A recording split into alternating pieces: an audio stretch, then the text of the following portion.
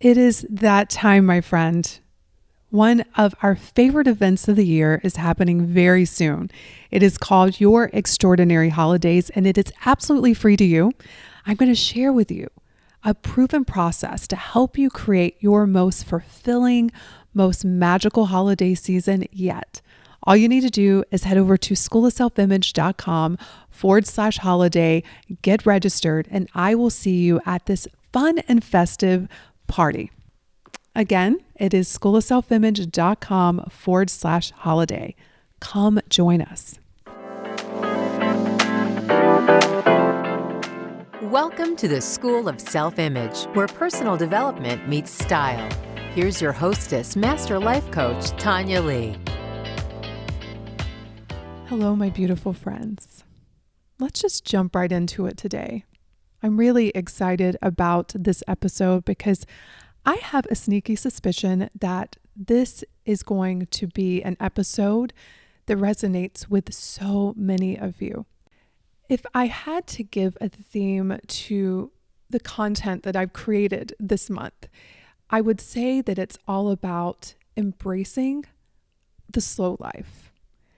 And a couple of weeks ago, I did an episode called Savoring the Slow Life, and I like to think that this episode is a beautiful sequel to that particular episode. Because one of the things that I often see, and I have personally experienced it myself, is this hurry to get to our goals.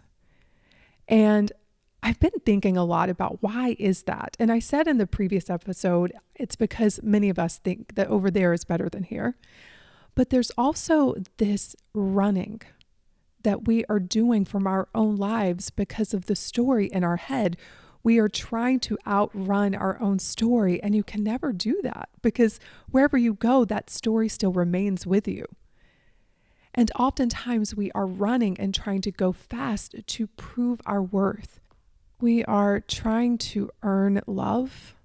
We are trying to earn respect. We are trying to earn our place in the world. And when we equate our worthiness with our achievements, we cannot go fast enough because underlying that, there is this belief of I'm not good enough. And until you change that belief, you're always going to be running to the next thing, chasing that dopamine hit, chasing the accolades, chasing the approval, chasing the love, chasing the money. And it is exhausting. I think about my own journey.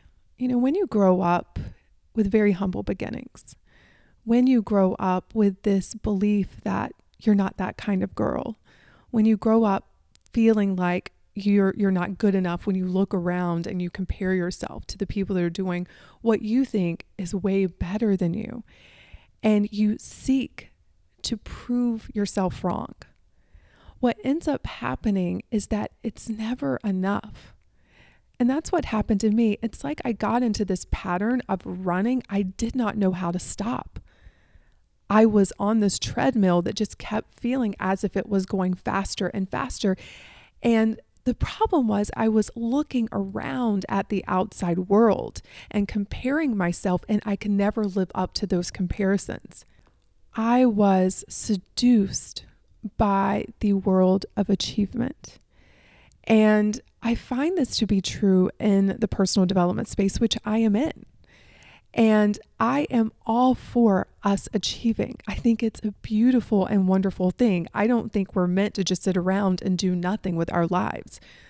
I want to create and live and experience a life that at the end of it, I can look back and be like, wow, I am so proud of you. But I know that that does not include me pressuring myself, hurrying, and putting my worth in what I accomplish. The real work is seeing yourself as worthy now and building from that place. The other thing that I want to say about this is that exponential growth, fast growth can be very seductive as well. And I do believe that there are moments in our lives where we can have big ahas and big, massive shifts. In fact, for me, one of those years was 2020. I experienced a big exponential shift in my self-image. But for the most part, my growth has been very slow.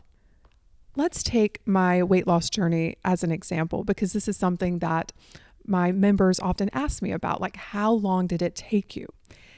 And when I first started my weight loss journey, I bought into the idea that it needed to happen fast. And so I was always reaching for those, cliche books like Lose 5 Pounds in 5 Days and Get Skinny Quick, any kind of version that promised fast results, I was a sucker for. And I would try these different modalities, and what would end up happening is I would lose some weight, but inevitably I would put it back on. It's only when I decided to take the pressure of a timeline off and go at my own pace that I was able to do the inner work required for lasting and sustainable weight loss. I think about my business. I have many colleagues and friends who from the outside are doing way better than me. They're making more money than me. They, seem to be way more successful. But I decided a long time ago that I wanted to build a sustainable business with a solid foundation. And so even yesterday, I was meeting with my CFO, and he was like, "What's your revenue goal for next year?" And I told him that I only want a 10% growth. And he said, "That is very conservative." But then I explained to him why. I'm going to be making some changes in the business. I am really wanting to work on improving the membership, which is always a desire of mine, but we're going to be focused on that. And so it's not going to be a big growth year for us, but I'm going to have a lot of internal growth that I think will set me up for future external growth. But that's how I've approached my business. I've been in business for, 15 years, I think. And I have intentionally done it at a pace that has allowed me to catch up with my own success. Because that's the thing with self-image. If you grow too fast, and I've seen this with so many friends and colleagues and other entrepreneurs sharing their stories, you can work and grind and really experience some fast growth. But I have seen so many people sabotage themselves. They end up with angry customers. They end up with an exhausted team. They are exhausted, and it's just not sustainable. They have built something that they can't even keep up with. And I always ask why. Because at the end of the day, what matters is that you like your reason for whatever pace that you're going.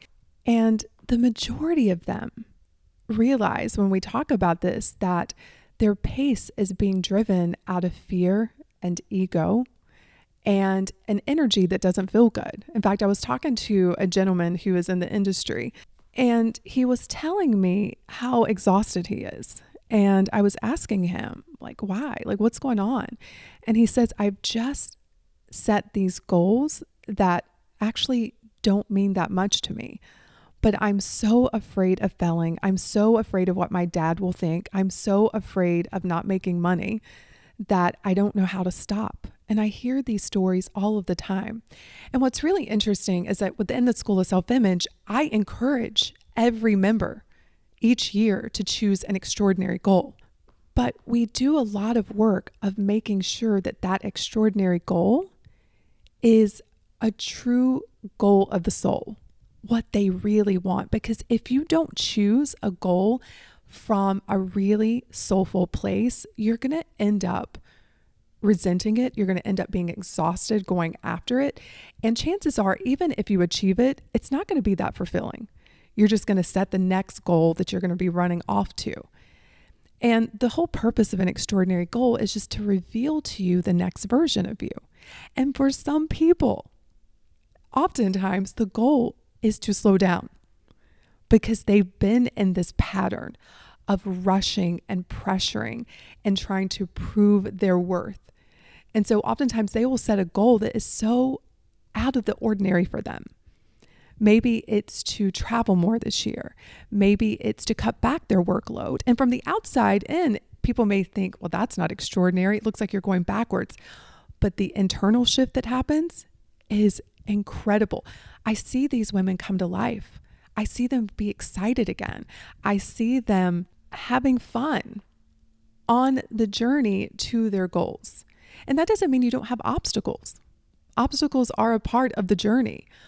But when you change your whole approach, when you change your mindset, when you make a declaration that you are going to enjoy your life and not postpone it until one day when, then goal setting can become delicious. It can become so much fun.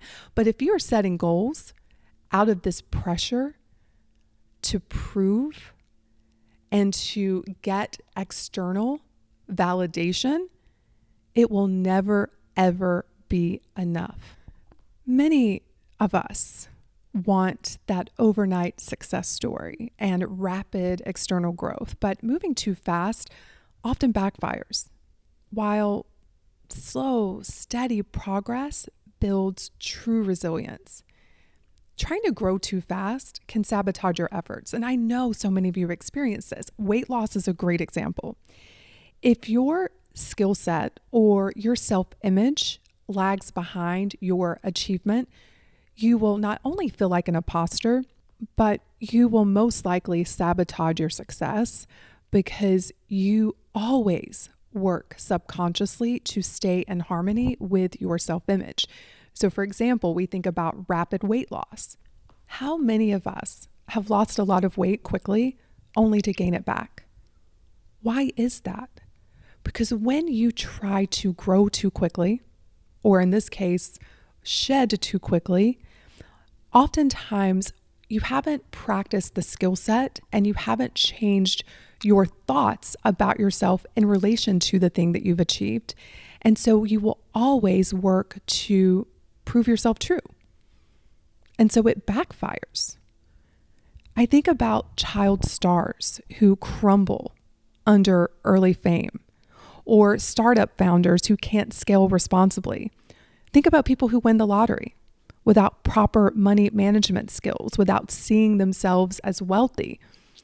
That fast growth isn't sustainable because they haven't caught up on the inside first.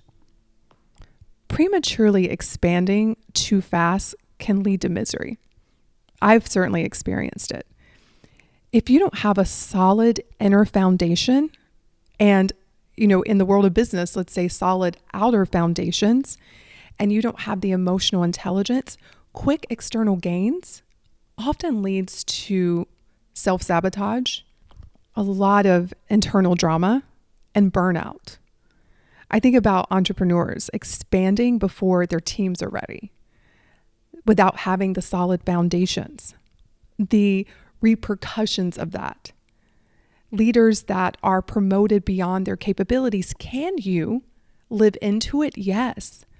But if it happens too quickly, it's too much of a cognitive dissonance for your brain. And oftentimes you will again self-sabotage. And again, anyone who becomes famous or wealthy very quickly can often find themselves in this new external state that they're not ready for yet. A few months ago, I drove down to visit my parents. They live like 3 hours from me, and they had had a big storm the night before. And so as my mom and I were driving into town, there were trees down on her street. And she explained to me, she's like, yeah, those are river birches. Those trees grow really, really fast. And because of that, they don't have a solid root system. So those were the trees that the wind took down. But there were also these big oak trees. Now, these oak trees have taken years and years to grow, but guess what? They were still standing strong because that slow growth allowed them to build and grow deep roots that allow them to sustain the storms, the winds, and whatever Mother Nature brings to them. It takes a lot to bring an oak tree down. And that's the way I like to think about slow growth. It may look slow to the outside world, but you are like growing deep roots underneath the surface that maybe people can't see, but it's going to be what allows you to have sustainable success. I think about working out with my man, Fonz, and he is always about proper form and building a foundation. And so I'll go into the gym with him and I'm like, let's get busy. Let's grab the weights. Let's go. Let's grow these muscles. And he's like, wait. He was like, first we need to stretch and you need proper form and alignment. Now, with that, I may not start growing muscles immediately, but I'm preparing my body to be ready to build muscle in a way that doesn't injure me and that is sustainable. Yeah, it's not as sexy. It's so much more tempting to go in there and let's pump a lot of heavy weights so we can get fast results, but then you get injured. And so your attempts to get results quickly can backfire and take you in the opposite direction of where you originally wanted to go. My experience is that slow growth allows you to build critical inner resources like self-awareness and discipline and resilience and wisdom. And a mature character supports lasting external success. Slow growth focuses you on enjoying the process versus obsessing over the outcomes. You learn to find joy in your small daily achievements. And when you do that, it makes you want to continue to show up. You're not so attached to the outcomes and your lack of them yet that you give up easily or you get super frustrated. You bring it back to today. And how can I enjoy the process? How can I live today in such a way that makes me proud? What are the small steps that I can take today towards my goals? And again, to the outside world, it may seem like you're barely moving, but think about where you're going to be over time versus the people that are sabotaging themselves, versus the people who had that overnight success, but now they don't know how to handle it. They're burnt out. They're frustrated. I've tried both ways, and I will take slow growth any day of the week. So, my friend, I want to encourage you to embrace your unique pace. And sometimes it will be faster, and it's okay if it's slower. Let's be in this for the long game.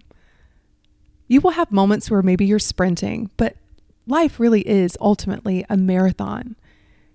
And so keep going. Don't give up. Stay committed and let it take the time it needs to take to grow you into the human that you need to become to sustain lasting success. Have a beautiful week, everybody, and I will see you on next week's episode. Cheers. Hey, have you grabbed your free copy of the School of Self-Image Manifesto? If not, what in the world? Head over to schoolofselfimage.com/manifesto and get a copy that teaches you how to think and show up in the areas of mindset, style, and surroundings so that you can transform your self-image.